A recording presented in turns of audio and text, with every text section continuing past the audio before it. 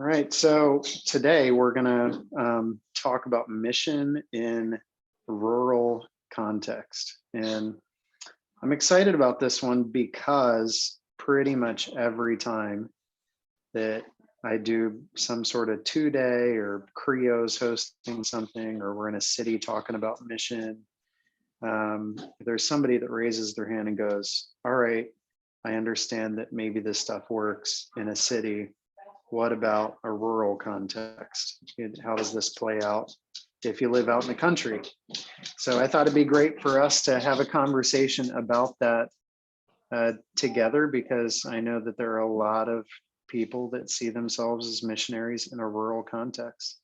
And Dave agreed to join me, be a part of this conversation. We've got others who are going to jump in and be a part of the conversation later. But Dave, I'd love for you to share a little bit about your context, where you're at, what it's like, what your mission field's like, so that people can get a taste for your rural context. Sure. So starting out by defining what rural is, right? So just some statistics just to kind of help paint a picture. There are like 34,500 people in our entire county, and the county is around 330 square miles. And so just to help with context, the city of Charlotte is smaller than our county. And the city of Charlotte has almost 886,000 residents and living within the city limits, and our county has 34,000. And so another perspective of how dense the population is in the city of Charlotte, there's roughly 2,800 people per square mile. Here it's 104. And so there's more cows than humans. And so we're in the country. This is where I grew up. I moved away for like 15 years and then just felt the Lord calling us back. And I was like, surely it's not Pulaski County. So we ended up in a neighboring county where Virginia Tech and some universities are. And I ended up back here. And so it's small. There are 100 churches of different expressions in the county. Most of them are under the national average of size, and most of them are above the average in demographic age. And so the church is struggling here in this area, and there are a lot of them, and a lot of those pastors are good friends of mine. That really part of my call to come back here was not only obviously to reach the lost and to bring hopefully a fresh expression of the gospel lived out, but also to help breathe a fresh air, second wind into the life of pastors around here. And so God's been incredibly faithful to help weave some conversations and partnerships with other pastors across denominational lines here in the county. That's been pretty cool too. But yeah, it's definitely a different beast than the city. I was a youth pastor for many years, and I was in Charlotte. I was in Cincinnati, I was in Winston-Salem, all city areas. And then the Lord in his divine humor calls me back home to the country. And so here we are. So it's crazy. Mike, some of Mike's questions to me, were where people hang out. And the first thing that came to mind was the comparison. We partner with a church plant in Montreal, and we would take, before pre-COVID, everything's pre-COVID, right? But pre-COVID, we would take groups to Montreal and large urban areas. It's so cool to go to a park and see hundreds of people just hanging out in parks. And I'm like, man, the closest thing to that we have in Pulaski County is like high school and college kids hanging out in the Walmart parking lot on Friday nights. So it's just a different world in a lot of ways, and I love it. I talk negatively about it, seems like it, but I do love where the Lord has called me back. So yeah, that's a little bit to try to paint a picture of where we are. Yeah, that's good. I appreciate that, Dave. I think it's like easy to talk about, strategy and what works and what doesn't work and what's harder and what's easier in your context. And we're going to do that. But I think before anything else, probably a good idea to start out with, this is where we've seen God work. Here are some hear some examples or stories or some things that I've noticed that makes me feel excited or optimistic. So if you could start off with maybe a few of those examples of how you're seeing God work in your rural context, I think that would create some energy before we start talking some nuts and bolts stuff. Yeah, sure. So we just for a timeline, we came back to the area and planted this church in 2012. So we've been going at it for around 8 years or so. And we knew it would be a slow go, and we can talk about some of that in the nuts and bolts time. But it's been really cool to see God's faithfulness over the course of time. Just really, there's just a difference in the people where God truly moves and transforms. You can see the fruit in their life. You can see the desperation turned into like this, what do I need to do? And this just incredible zeal that just goes, and nothing's going to stop them. And so it's been really cool. Like the first story that comes to mind is last summer the women got together like weekly in the midst of COVID, right, for this weekly Bible study. And so the guys were just talking jokingly like, man, our wives are putting us to shame with getting together regularly in the midst of all this. So we need to do something. And so what something looked like was Tuesday nights around a fire pit, grilling meat and throwing cornhole bags. And so we just hung out like on a weekly basis, and guys in the community started coming and hanging out, bringing their kids. And it was really just kind of a social gateway, I guess. But man, two guys that I really credit, man camp is what the women ended up calling that thing.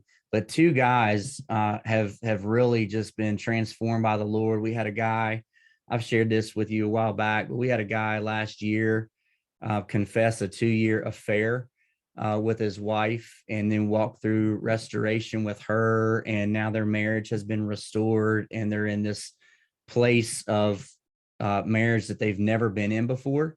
And that he credits not only the Lord, obviously, but he credits also the relationships with other men that formed by sitting around a fire, grilling meat and throwing cornhole bags.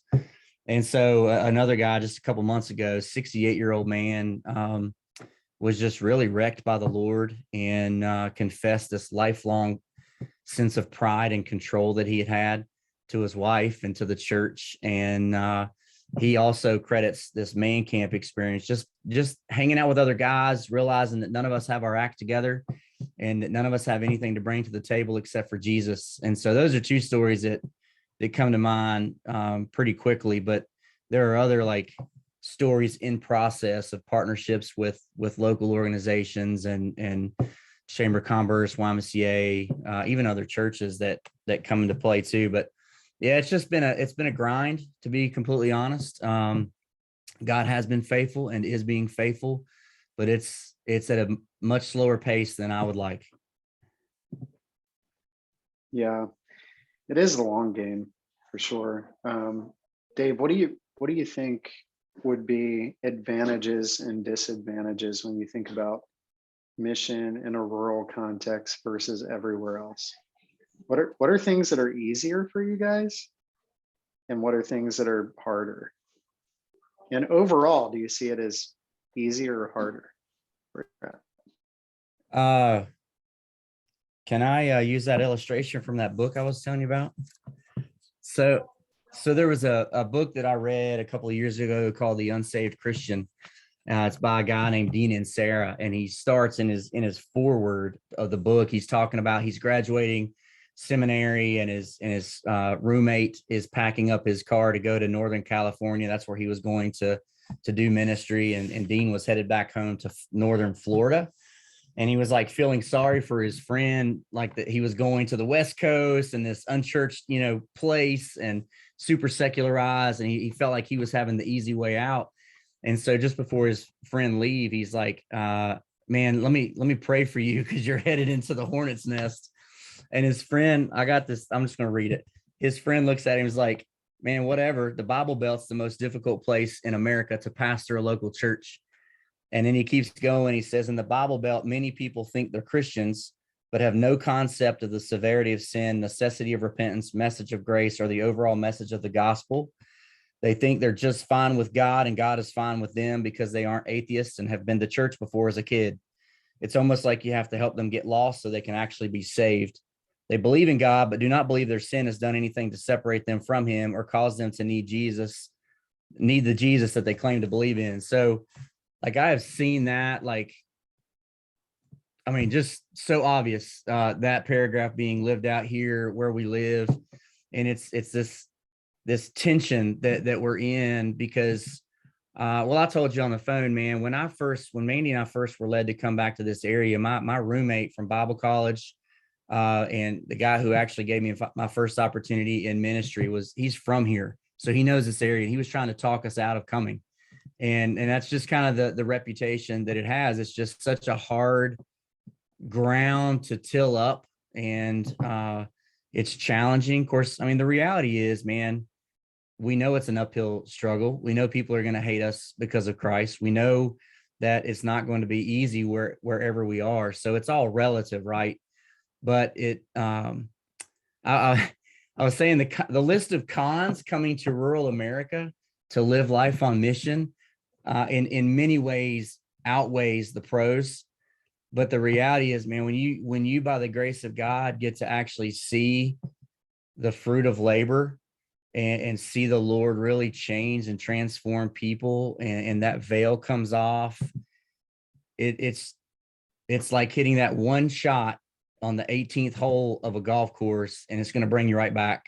And so, but that's ministry in general. I don't care where it is, urban or rural. You're going to have the failures, and you're going to have the blood, sweat, and the tears, and the valleys and the mountaintops. But it's not about the outcome. It's about the faithfulness and the obedience, right?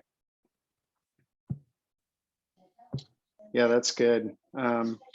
So follow-up question, Dave, is what do you see as like advantages that you have?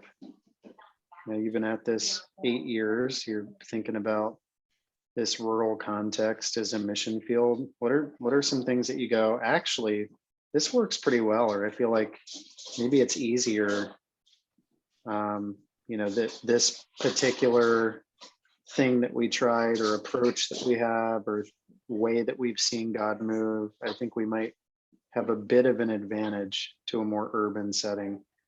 Can you think of anything? Yeah, advantages. So I mean, it's just less people, right? So if what you say is true, and I believe it is, that discipleship happens at the speed of relationship, there's a more focused opportunity to really invest in the lives of people specifically, in families specifically, in neighborhoods specifically. Even though we're spread out, there's still fewer people. And so you're going to see the same people at Walmart. You're going to see the same people we do have some coffee shops. You're going to see the same people at these places. And so I would say it's an easier opportunity to have a more intentional, focused opportunity to really invest in the lives of individuals and families, as opposed to going to the coffee shop and seeing 300 people in the course of a day. Yeah, it probably makes you think twice before you give somebody the finger, right? Gotta like keep running into those people. Really helps with accountability with road rage as well. Road rage, yep. I hear. So I hear. So my guess is that the benefit would be that you keep seeing the same people, but also that some of the challenge could be seeing some of the same people too. And also my guess would be people that come in from the outside, it would take a while for them to be accepted with a group of people that like grew up together and know each other, and you're in, you're out. Is that true? Is that been your observation? Yes. Short, in a simple answer, yes. I mean, if the folks on this call are familiar with the bounded and the centered sets of ministry, it's very similar to that, even socially. And so there has to be a level of credibility and capital gained or earned for you to get in and to really develop relationships with these folks. And so that's where time is gonna it's really just going to take a lot of time to invest in these people individually, because there is a dangerous in some ways sense of territorialism and isolationism. And you expect it in the world to some degree, but I think part of the saddest part of rural America, especially in the Bible Belt, is the territorialism with churches, because it's such a, we're staying, don't talk to any other Christians because we don't want them to steal our sheep. That kind of mentality is quite sad here, and so it's taken a long time to build bridges when they've got the walls that are built up so high among their tribes. And this is even like, it doesn't matter what denominational tribe it is, even within denominational tribes, they're super territorial and like clingy to within their own people. And so yes, that's definitely a challenge, at least when it comes to the rural areas, because again, you're looking at it from like a typical pastor perspective. There's only so many people that you're going to grow your church by anyway, just logistically. And so you're going to do whatever you can to keep whoever's there now, so that, the money can keep coming in, the pews can keep being filled, the denominational higher ups can be pleased by the numbers and all that kind of stuff. So it's a machine. But there's a lot of things that play into that as well. And we've seen, not to be super negative about it, we've definitely seen the Lord build those bridges and tear down the walls between different church partnerships. And it's in small pockets, at least, it's super encouraging to see guys who it's just about the big K kingdom and not the little K kingdom. And to realize that we're just all under shepherds under the chief shepherd anyway. So at least from a church context. Yeah, let's talk a little bit about so your setting, you've got a lot of people that grew up in the church, right? Yeah. In your area, rural setting, a lot of people grew up in the church. So let's talk a little bit about deprogramming and unlearning and some of the challenges of trying to disciple people that already think they know what church and gospel are because they grew up, going to services somewhere. Your thoughts on that? Yeah, I think that's been some of the most encouraging thing along the whole journey is seeing so somewhat similar. Like if you've watched The Chosen, I think The Chosen does an incredible job of that first initial encounter when somebody really knows that they're talking to Jesus, right? You can see it in the eyes and the music and all this kind of stuff. So it's that moment is really cool when you hear people talk about how, they've never heard it seen lived out this way. They've never heard it taught this way, or they've never thought about that, because so many people, this is maybe an overstatement, so many people, their entire faith system is based on one person standing on a stage and talking once a week. And they've never cracked open the Bible on their own. They've never, lived out a life on mission. And so, it's that whole caught versus taught thing. So when you're actually living it out and people are getting to experience it being lived out and living it out as themselves, it's almost like this kid on Christmas morning of like, whoa, this is what it's supposed to be like. And so it's really cool kind of getting to see those kind of memorable moments show up in the lives of people when they get it, they start to get it at least, and understand that it's so much bigger than the tunnel vision to view that they've grown up with or just heard. Yeah, I think part of the challenge, I think, is if people grew up with almost like a moralism in church attendance, and you're trying to invite people to experience Jesus and be shaped by Jesus in all areas of life. Part of the challenge is there are people, and you and I talked about this when I came and hung out with you. There are people that I think feel like certain sins are wrong, and they feel a conviction about certain sins, but not others because of their particular place in the country, right? And way of viewing church and faith in Jesus. And so there are some things like consumerism or pride or gluttony or whatever that people don't even feel conviction about. You talk about it and it's like they don't even feel stirred up to change it, right? There's like no shame in it because it's so culturally accepted, but then other things are seen as really bad. Alan Hirsch and I were like going back and forth on this topic yesterday. And he was reminding me of this story of a guy that spoke in a rural church, and he read from the Sermon on the Mount, but he didn't tell people that he was reading from the Sermon on the Mount. He just read the Sermon on the Mount.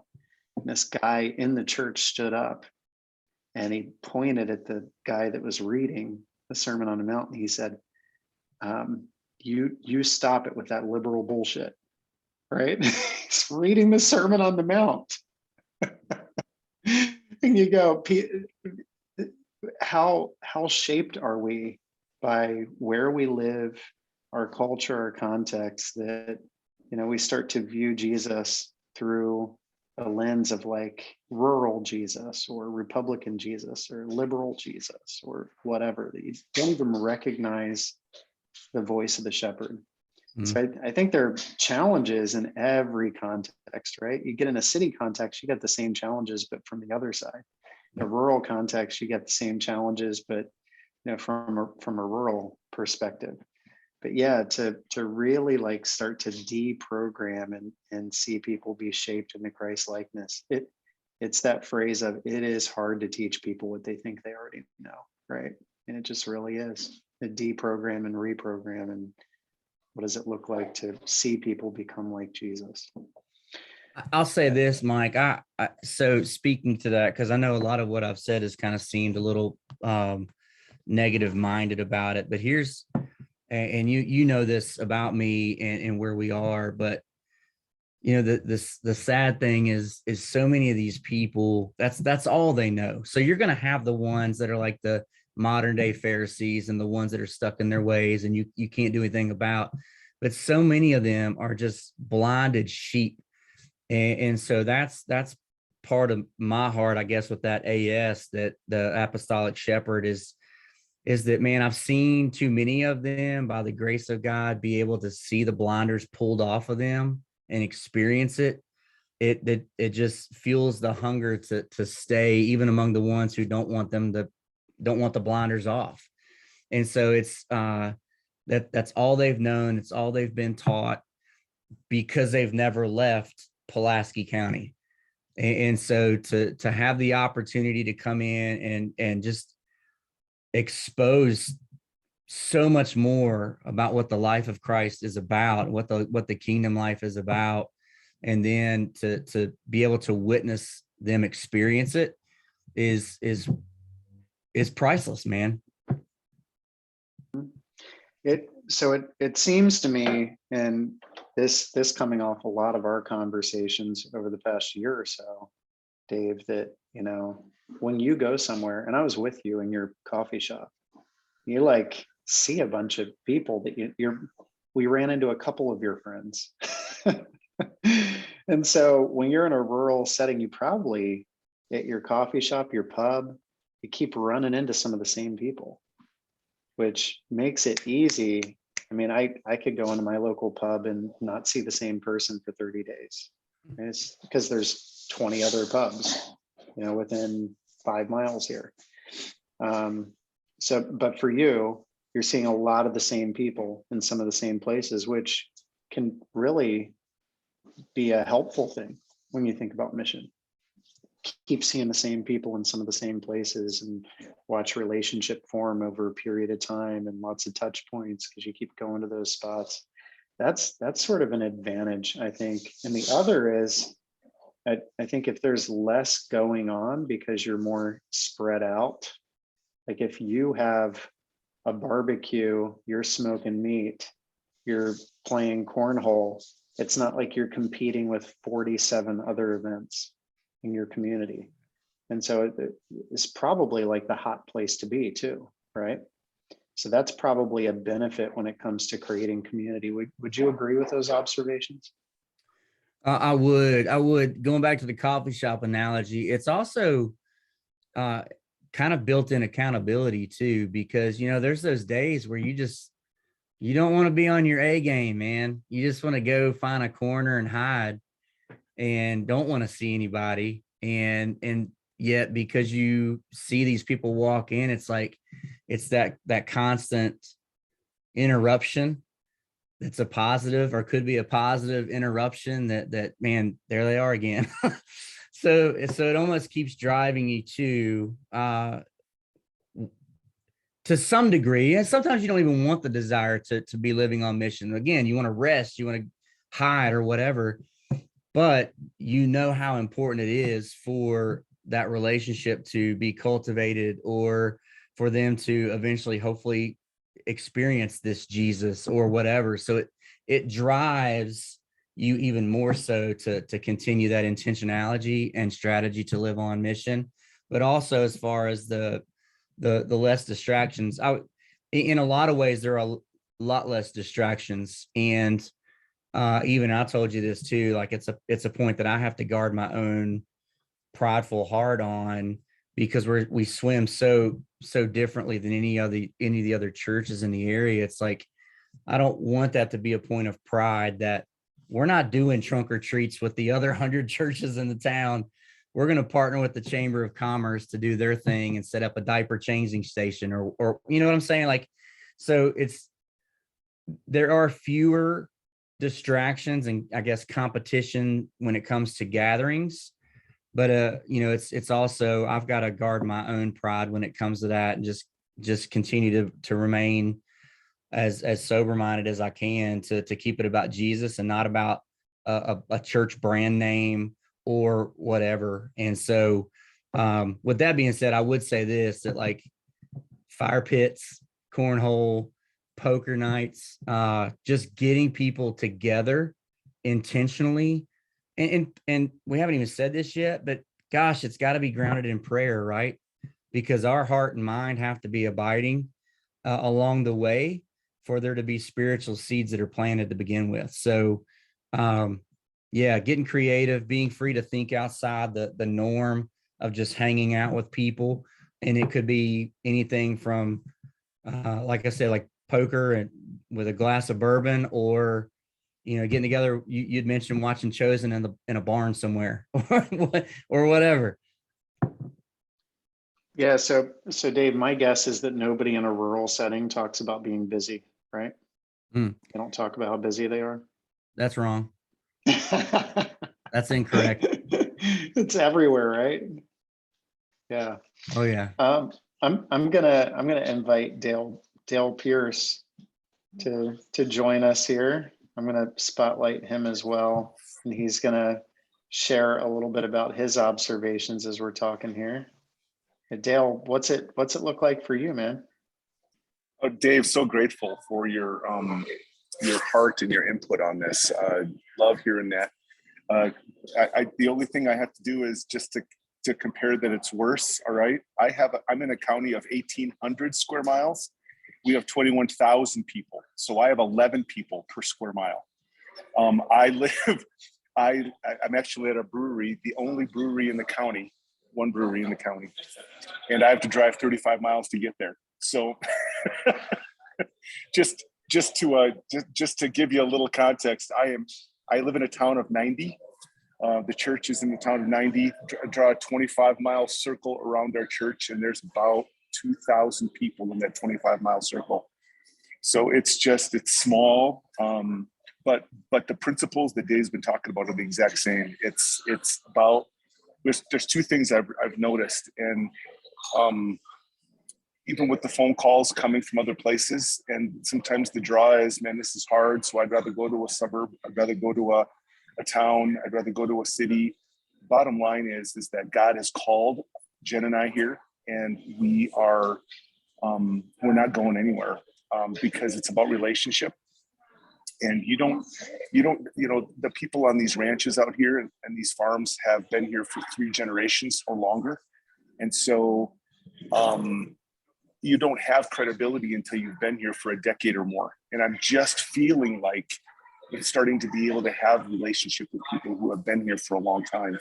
And so having some of those relationships has been really powerful. I am part of the struggle for me has been, I've been part of a established church. So it was a Presbyterian church planted in 1905, and a congregational church planted in 1915 that merged in the 60s because they were both going to have to shut their doors.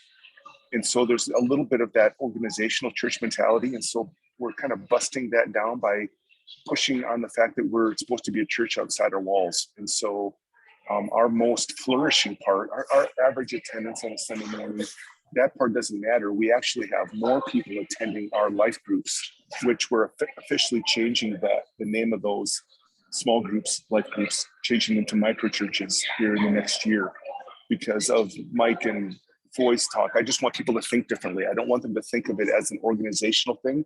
I want them to begin thinking that this is what the church is supposed to be. So I know that's just a small thing, but trying to get them to think outside the box a little bit. We actually have more people in our life groups, in our micro churches, than we actually have on Sunday morning attendance, which that's my goal.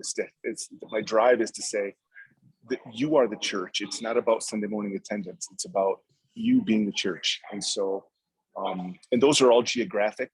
I think part of the struggle for us is distance. We have people travel 45 minutes, again, because we're in the freaking middle of nowhere. And so distance can be an issue sometimes. So that's kind of where I'm at. Any thoughts or any comments on that, Dave or Mike?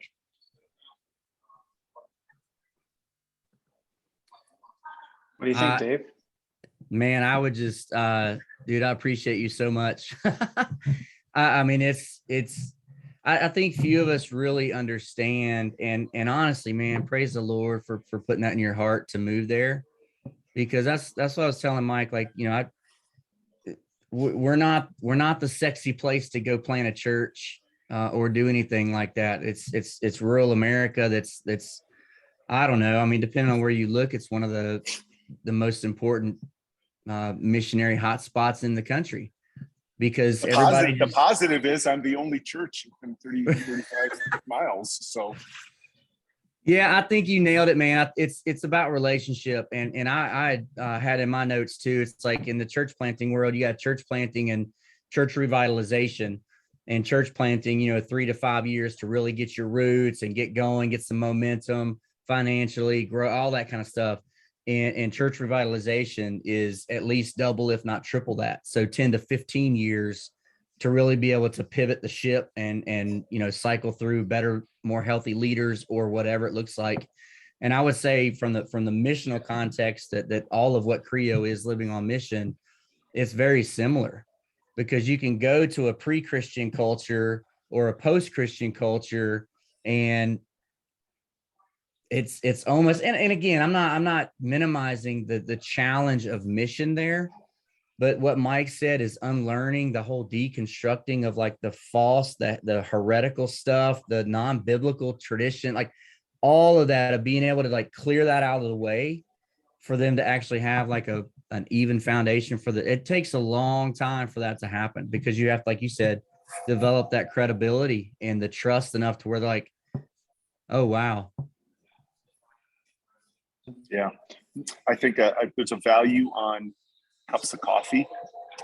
There's a huge value on cups of coffee or having a beer, just going over, watching a ball game. But more than that, just saying, hey, I'm going to come over.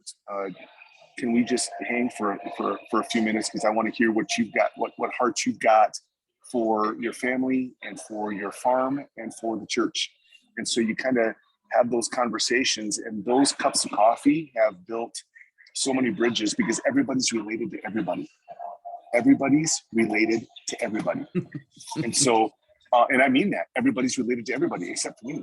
And so when you talk to an aunt, they're going to talk to a cousin who talks to a sister who talks to a dad. And well, here's an illustration. I've been here for 10 years. I've done 75 funerals in our community, only 20 of which have come from our church. Wow. So I've done these, I've just ended up doing the brothers, sisters, cousins, aunts funeral because they want somebody who really cares for their family. So I have these ties with people that nobody else has. And I get a chance to build the gospel in their darkest places. And then when you see them at the bar, then when you see them at the brewery, then when you see them at the cafe, they're like, hey, Dale, you know, and it's like, hey, well, that's cool because again, presence matters. Presence matters. Yeah, I agree. And I'll say this and turn it back over to Mike. Like I've said this a lot this year. Being kind of, and I'm a full vocational pastor or whatever here, but it becomes suffocating, especially in this environment where you feel like all that you're around are, Christians. And so I've talked to our elders who are 100% on board with everything that we're doing and told them over a year ago, I'm like, man, I've got to force myself out of this bubble because I want to thrive around people who know they don't know Jesus rather than people who think they do and don't live any different than the ones who know they don't. And so, so around here, like it's alcohol is like a taboo thing, right? A lot of Bible belts, a lot of rural areas, alcohol is a taboo thing. Like Mike was saying, we don't talk about obesity, but man, alcohol, can't talk about that. And so it's just, it's one of many things. And so long story short, this year alone, 2021 alone, I have had more conversations about the kingdom, like without me even instigating it, like it just bubbles up in the midst of conversation, right, Dale? You know what I'm talking about, over a glass of bourbon than I have in the prior 7 years, publicly staying away from like alcohol or whatever, because it puts you in proximity with people who know they're not okay, but don't feel comfortable talking to somebody who presents themselves as okay and perfect. You know what I'm saying? And that's here. It's just, that's the persona of the church, is you've got to get your life straightened out. You got to be the perfect marriage, the perfect parents, the perfect Christian in order to show up and then go through the motions of that Sunday morning experience. And these everywhere, all around us, whether there's one person per square mile, 100 or 1,000, we are surrounded by people who know that they need something more than what they're experiencing. And we need to be bridge builders to that hope that we have. Amen. Yep. Sorry, I got excited, Mike. Go ahead. No, I love the excitement. I love everything that's shared. And I think what you guys are doing is huge, and so much of your hearts are trying to get people to really experience the love of Jesus, the love of the Father. And that's such a breath of fresh air, because there's a lot of religion out there that's like, I think more like trying to turn the prodigal son into the older brother, right? It's like moralism type stuff. And you guys are just inviting the older brother and the prodigal to enjoy the feast that Jesus has prepared. And that's really beautiful. It's good stuff. I would like to just open up Q&A for anyone that's on the call. So I'm going to end the recording here.